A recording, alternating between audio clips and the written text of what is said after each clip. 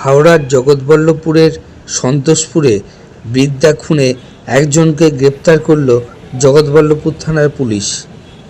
ফাঁকা বাড়ির চত্বরে রোজই মদ গাঁজার আসর বসাত এলাকার এক যুবক।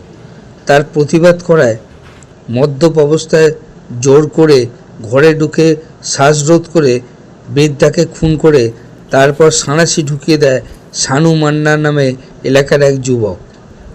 তারপর বাইরে থেকে তালা বন্ধ করে পালিয়ে যায় ওই যুবক। খুনের পর ঘরে বসেই টিভি ও মোবাইল দেখে। অনেকক্ষণ সেই ঘরেই মৃতদেহের সাথে একই ঘরে থাকে শানু। তারপর অন্ধকার হতেই সেখান থেকে পালায় শানু। আজ জগৎবল্লভপুর থানার পুলিশ শানুকে গ্রেপ্তার করেছে। মারলেন কেন? মারলেন কেন? বলুন, আপনি কি একাই ছিলেন? কেন মারলেন?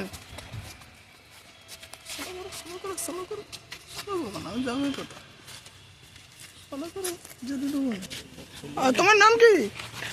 হ্যাঁ, কি নাম আছে গো? কোথায় বাড়ি? পুরনো শত্রুতা ছিল,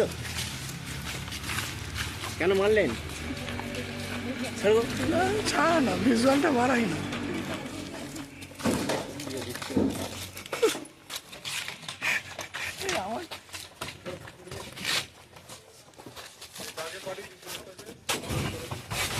স্যার